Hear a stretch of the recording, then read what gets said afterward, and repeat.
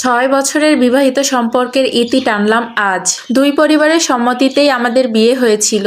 আমার হাজব্যান্ড একজন ব্যাংকের কর্মকর্তা ছিলেন। বিয়ের প্রথম ৬ মাস আমার খুব ভালোই কাটছিল নতুন পরিবারের সাথে। তবে আমার হাজব্যান্ড যখন ছুটিতে বাসায় আসতো তখন অনেক খারাপ ব্যবহার করতো আমার সাথে, এমনকি আমার সাথে ঘুমাতে পর্যন্ত চাইতো না। তো একটা সময় লক্ষ্য করে দেখি আমার হাজব্যান্ড প্রতিনিয়ত দীর্ঘ সময় একটা নাম্বারে ফোনে কথা বলে এবং তাদের কল রেকর্ডগুলো ছিল অনেক বাজে, মুখে আনার মতো না। তবে আমি ওই নাম্বারটা যখন চেক দিই তখন দেখি ওই নাম্বারটা আমাদের পরিবারেরই একজন, সে আর কেউ না, সে আমার মামাতো ননদ। আমার মামাতো ননদের হাজবেন্ড একজন প্রবাসী। তবে শুনেছি আমার হাজবেন্ডের নাকি মামাতো বোনের সাথে বিয়ের আগে থেকেই সম্পর্ক ছিল। আমার হাজবেন্ড নাকি আমাকে বিয়েটা তার ফ্যামিলির চাপে পড়ে করেছে। আমি সবকিছু জানার পরে সম্পূর্ণ বিষয়টা আমি আমার শ্বশুর শাশুড়িকে জানালাম। তারা বলল বিয়ের আগে একটু আচুক ছেলে মেয়েদের সম্পর্ক থাকতেই পারে। আমার শাশুড়ি আমাকে ডেকে নিয়ে বলল, তুমি একটা বাচ্চা নিয়ে নাও, দেখবে সবকিছু ঠিক হয়ে যাবে। আল্লাহর রহমতে আমার কোল উজাড় করে আমাদের একটা ছেলে বাবু হয় 2019 সালে। কিন্তু আফসোসের ব্যাপার, আমাদের একটা সন্তান হলেও আমার স্বামী কোনোভাবেই ঠিক হয় না। আমার স্বামী নিয়ম মাফিক তার মামাতো বোনের সাথে কথা বলতেই থাকে। আমাদের একটা বাচ্চা হওয়ার পরেও আমি আমার স্বামীর কোনো পরিবর্তন দেখতে পাই না। এমনকি তারা বিয়ে পর্যন্ত চলে গেছিল, কিন্তু কিছুই করার ছিল না আমার। সবটা মেনে নিয়ে ছোট্ট সন্তানের কথা চিন্তা করে শ্বশুরবাড়িতে মানিয়ে গুছিয়ে নিয়ে সংসার করতেছিলাম। আর আমার মা বাবা সবসময় বলতো একটু মানিয়ে গুছিয়ে নাও, সব ঠিক হয়ে যাবে। আর আমি তাদের কথা মোতাবেক মানিয়ে গুছিয়ে নিয়ে সংসার করতেছিলাম। গত 1 বছর আগে আমার মামাতো ননদ আমাকে ফোন করে অনেক উল্টাপাল্টা কথা বলে। আমার হাজবেন্ডের সঙ্গে তার সম্পর্ক হওয়ার জন্য তার স্বামী ঠিকমতো বাসায় আসে না। আর এ নয়, আমার মামাতো ননদকে আমার হাজবেন্ড বিয়ে করতে চায়, তারা একসাথে সংসার করতে চায়। আমি যেন তাদের দুজনের মাঝে কাটা হয়ে না দাঁড়ায়, এ কথাটি আমাকে ছাপ জানিয়ে দিল।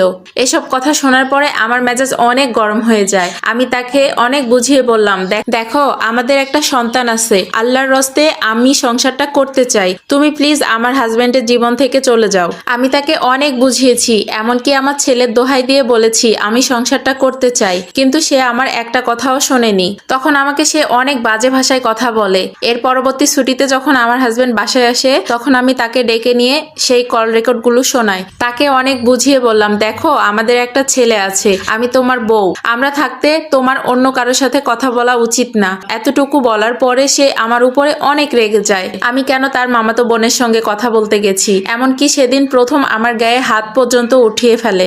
এসব দেখার পরে আমার শ্বশুর শাশুড়ি চুপ করেছিল, তারা তাদের ছেলেকেই সায় দিচ্ছিল। এমনকি আমার হাজবেন্ড বলেছিল, তুমি কালকে সকালেই উঠে তোমার ছেলেকে নিয়ে বাপের বাড়ি চলে যাবে। জানেন আপু, শুধুমাত্র আমার একটাই দোষ ছিল, কেন আমি আমার মামাতো ননদের সঙ্গে কথা বলেছি। আমি কাউকে কিচ্ছু না বলে পরের দিন সকালে ছেলেকে নিয়ে বাবার বাড়ি চলে আসি। আমার বাবা মা আমার অবস্থা দেখে তাদের কিছুই বলার ছিল না, তারা শুধু একটা কথাই বলেছিল, তুই কিছুদিন এখানে থাক, তোর জামাইয়ের রাগ কমলে তোকে ঠিকই এসে নিয়ে চলে যাবে, আর তখন তুইও ঠিকই চলে যাবি। এ কথা শোনার পরে আমিও অপেক্ষায় ছিলাম। এভাবে সপ্তাহর পর সপ্তাহ গেল, মাসের পর মাস গেল, মাসের পর বছর গেল। আমার হাজবেন্ড আমার সাথে একটা বারও যোগাযোগ করেনি, এমনকি তার ছেলের খবরও একটা বার নেয়নি। আমার স্বামীর কথা তো বাদই দিলাম, আমার ননদ এবং আমার শাশুড়ি তো আমাকে দেখে নিয়েছিল, কই তারা তো একবার আমার সন্তানের কথা খোঁজ নিল না। এর মধ্যে আমার প্রতিবেশীর কাছ থেকে জানতে পারলাম আমার মামাতো ননদ তার প্রবাসী স্বামীকে ডিভোর্স দিয়েছে এবং আমার হাজবেন্ডকে সে বিয়ে করেছে। আর আমার হাজবেন্ড আমার মোহরানার টাকা দিতে হবে বলে আমাকে ডিভোর্স না দিয়ে আমাকে না জানিয়ে বিয়ে করেছে। বিশ্বাস করেন আপু, এই কথাটা শোনার পরে আমি আর আমার ভেতরে ছিলাম না।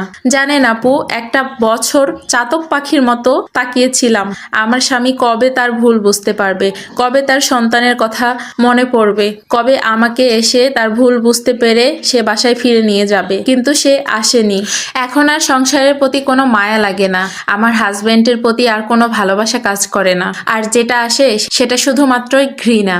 আজকে সব সম্পর্কের ইতি টানলাম, তার মোহরানার টাকা সব মাফ করে দিয়ে তাকে আমি মুক্ত করে দিলাম। আমি নিজেই তাকে ডিভোর্স দিয়ে দিয়েছি। আমি আমার সন্তানকে নিয়ে দিব্যি চলতে পারবো। আল্লাহ পাক 4টা হাত পা দিয়েছে, আমি চলে ফিরে কাজকর্ম করে খেতে পারবো। এমন হাজবেন্ড থাকার থেকে না থাকাটাই ভালো।